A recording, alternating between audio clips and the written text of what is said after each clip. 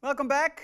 I hope you had some fun with currying and tuples and function types. What we're going to talk about now is type classes and polymorphic functions. Polymorphic functions are functions that are not defined on concrete types, but that are defined using type variables. And here is a very polymorphic example of a polymorphic function, the function length. So if I want to calculate the length of a list, it really doesn't matter at all what the type of the elements of the list is. If I have the list 1, 2, 3, or the list with 3 characters A, B, C, in both cases, the length of this list is 3. So the type of the elements doesn't matter when I want to calculate the length of a list. So when we look at the type of length here, we see that length has type list of A, arrow int. And that A is a type variable, and in Haskell you can see that because types start with an uppercase, so uppercase letter here. So int, you can see that int is a concrete type because it starts with an uppercase I. And the A here, the lowercase a, that's a type variable. So really what this type says is that length has type for all types A, list of A to int. And if you're used to Java generics or C# generics, typically the type variable is declared explicitly in the type of the function. So for example, in C# you would define length of t, and then it would have argument list of t and return an int. But in Haskell, this A here is, since it's a type variable, it's implicitly quantified. So you don't have to kind of put it in angle brackets or anything. Again, Haskell is optimized for this case. All right, but the price that you pay is that type variables start with a lowercase and types start with an uppercase. Okay, but if we look at this type here, length has type for any type A. Length takes a list of values of type A and returns an integer. And again, this is what you expect. It doesn't matter what the type of the elements is of the list. You're only interested in counting how many there are. But you're not interested what these values actually are. Okay? So let's look here. The length of false true, where then in this case, A has type bool, is 2. And here we have a list of integers. So A would be, in that case, int, but the length here is 4. Okay, so in both cases, we can use a length of type for all A to int. And in the first case, A is bool, and in the second case, A is int. As I said, the price we pay for not having to declare, on what type length is polymorphic is that we differentiate the namespaces of types and type variables. And in Haskell, type variables must begin with a lowercase letter. And by convention, we use A, B, C, etc. for type variables. Whereas in languages like Java or C#, typically we use S and T and R for type variables, capital S, T, and R. In Haskell, it's lowercase a, b, and c. So where in C# you would write list of T, in Haskell you would write list of A. Okay, here are a number of polymorphic functions from the Haskell standard prelude. So the standard prelude is the kind of Haskell SDK or the Haskell BCL. The standard library, like every language, comes with a standard library. And the types of these functions reveal quite a lot about their implementation. So for example, let's look at the first one. First takes a tuple of A and B and returns a value of type A. What can this function do? Well, it takes a tuple and it returns a value of type A. So really, it's quite obvious from that type that what this function does is it kind of returns the first element of the tuple. Now let's look at the type of head. Head takes a list of A for any type A and returns an A. In this case, you have more choice, right? Because, you know, given a list of type A, if I have to return a value of type A, I can pick any value in that list, and head gives you the first one. Now, one of the interesting things here is what happens when you give head the empty list. In that case, this function will return undefined or will throw an exception. So that is not given in this type. So the type says that for all lists, you know, of type A, it will return a value of type A. But that's not really true, because when I give it the empty list, it will fail and not really give me a value. Third example here, takes an integer and returns a function that takes a list and returns a list. Now remember, when we have a type with arrows, the parentheses associate to the right. So take is, if we put in the parentheses, would be int arrow, parentheses, list of A to A. So takes a number and a list, takes the first n elements of the list and returns that list. Now the next function here, zip, is it's a nice one. It takes two lists and returns a list of pairs. And the way it works is that it takes the two lists and takes each element of these two lists and combines them into a tuple. Now, I think the type of zip looks a little bit nicer when you don't write that in curried form. So when you would write the type list using tuples, it would have type tuple of list of A and list of B to list of tuple and A comma B. So there you can really see in the type that zip, you know, twists the list around.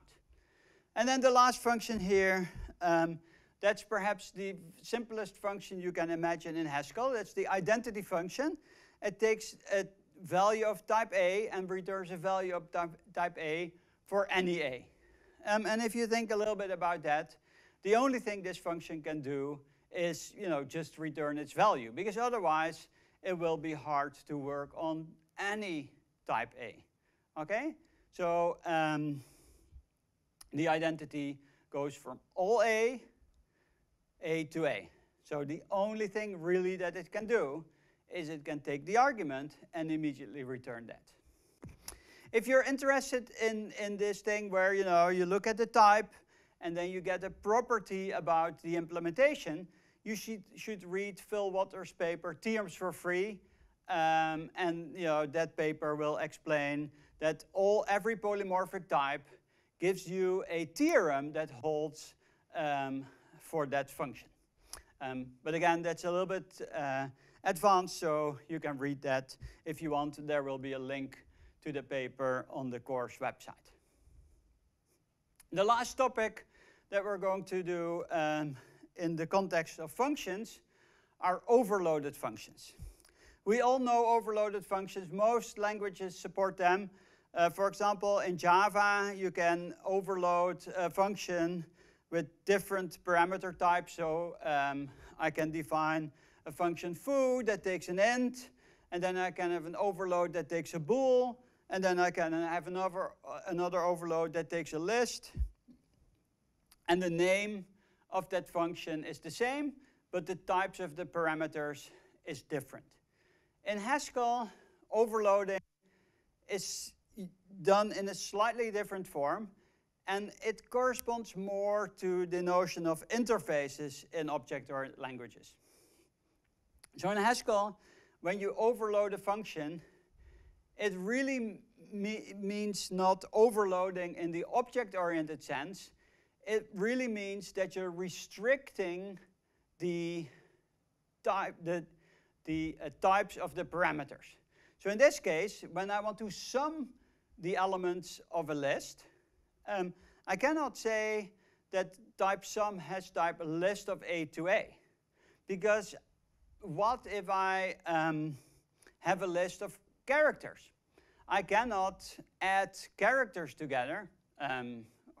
Maybe you can say, oh, I can define to add characters, but let's say then that we have a list of tuples. Well, in that case, sum of a list of tuples of type A, comma B doesn't really return a tuple of A, comma B. That doesn't make sense. So what we want to do is we want to restrict the type of the elements in the list such that they can be summed. And that is what Haskell overloading gives you. So what you see here in this type, sum, has type num A, double arrow, list of A to A. So what this means is that sum doesn't take a list of values of type A for any A, but only values of type A that are in this num class. Or in, if you think about object orientation, it only takes a list of values of type A that implement the num interface. Okay, so when you see this notation here, num A, arrow, double arrow, kind of roughly, if you're a Java or C# or a PHP programmer or a C++ programmer, think of this as restricting the values on which this can work. So in Java you have the same thing. If you have a generic function, you can restrict the values by requiring that the types implement a certain interface. In C# you can do the same thing, and most languages allow this, and Haskell is no exception. All right? So sum takes a list and returns it into a value, but it can only do that when the values in the list support the num class or the num interface. Okay, so in this case, we can do sum of integers. Then in that case, A is int, and we know that integers are numbers, so that's fine. We will see what this num class is later. The num class basically says that you can do addition and multiplication and so on. Second one here is a list of floating point numbers. I can sum them as well.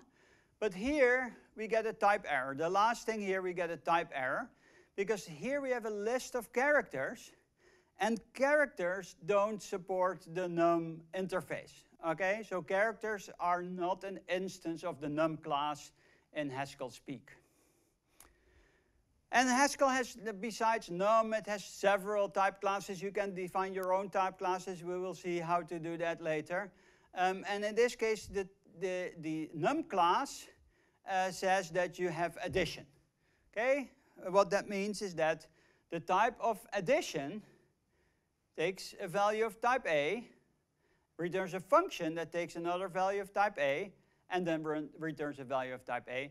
But it's not only that's not for all values of type A, but only values in the num class. Similarly, when you want to compare two values for equality, they have to be in the EQ class. So here you see that the equality operator has type EQ of A, double arrow, A arrow bool.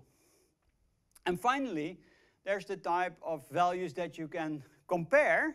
So the order types, and their less than has type ord of A, arrow bool. Okay, so here are some exercises. The exercises you will do on the website, so I won't give you the answers right now, but the exercises will be on the website. But I'll walk you through this exercise to get you familiar. So the question is, like, what is the type of the value of the list with 3 characters A, B, and C, and so on and so on. So please do these exercises, because they will make sure that you understand the idea of types that we explained in this lecture. And then here are a couple of more complicated exercises where you don't get a value and you have to compute a type, but you get a function, and now you have to compute the type of the function. And the trick here, and this is what I'm going to, the secret I'm going to reveal to you, is that you can use GHC to check your answer. So when you're doing the exercises, don't go and kind of try them out randomly. What you do is open up GHC and use the :type functionality to do these exercises. Okay? So you are sure that you can score 100% on every one of them. So thank you and happy hacking. So use GHC to do your exercises. And if you don't use Haskell, but another language, make sure that you're also using your compiler to check your types, okay? Because we as humans should not do this type checking. That's why we have computers to do that for us. Thank you very much, and see you next week.